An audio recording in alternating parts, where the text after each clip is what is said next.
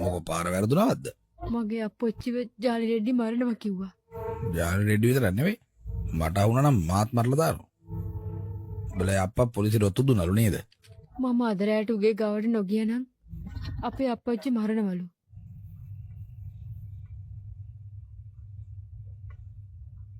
ඔය ලස්සනට ඇඳ පැලදගෙන ඇවිල්ලා ඉන්නේ. එන උගාවට යනවා. මෙහෙට ඇවිල්ලා මට වද දෙන මොන මගුලකටද? මම අද රැට හිටි ගියොත් පාන්දරට අපේ අප්පච්චි ගෙදර ආවට මම කවදාවත් මේ ගෙදරට එන්නේ නැහැ.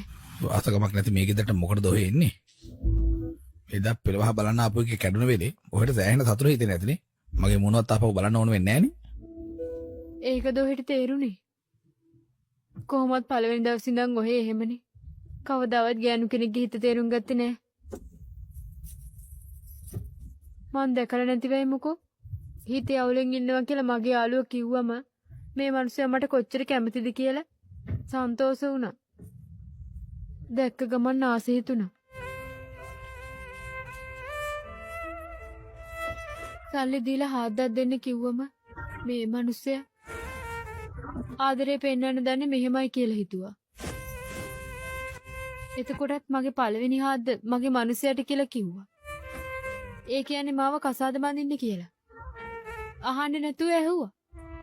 ඒකවත් තේරුම් ගන්න බැරි වුණාද? මම හානෝ කිය මගේ අප්පච්චි ලොරියවත් අරගන්නේ. ඒ හෙව් එකේ මගේ කැමැත්තක් නැතුව ගෙදරට එමෙනවද ඔය පෙළවහ බලන්න. නැන්දම් මට තුවාලුණ වෙලේ ඔහෙගේ දුක දැකලා මගේ පපුව කොහොමද ගැහුනේ කියලා දන්නවද? දුරේ ඉඳන් මගේ ඇස් දිහා බැලුවා නම් තේරෙනවා. ඔහෙ බලන්නේවත් නැතුව ගියානේ. දැන් මොකක්ද අමාරු? ඔහෙ කියපු හැම එකටම මගේ හිත උණු කරගෙන ජාලිකාරයත් එක්ක රණ්ඩු කරගෙන ඔහෙගේ අපොච්චුව බෙර ගන්න ඕනද මම? කෙරෙන වැඩක් නෙවෙයි. යනවා යන්න. මම දන්නවා ඔහෙ ඒ වගේ ඒවා කරන්නේ නැහැ කියලා. ඔහෙට වැදගත් සල්ලි ව්‍යාපාරයිනේ. කොහෙවත් යන මං වගේ කියක් නිසා ඔහෙ මොකටද එයා එක රණ්ඩු කරගන්නේ? අනිත් එක මං ආවේ ඒකට නෙවෙයි. එනම් මොන මගලවටද?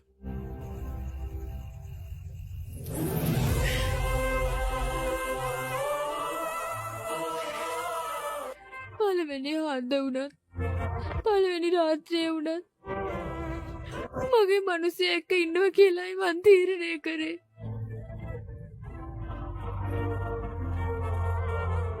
මං ඔයත් එක්ක රැයක් ගත කරන්නම්. ආයෙ කවදාවත් ඔහෙගේ දැහැට පේන්නවත් එන්නේ නැහැ. එහෙම මම යන්නම්. පස්සේ මට මොන වුණත් කමක් නැහැ.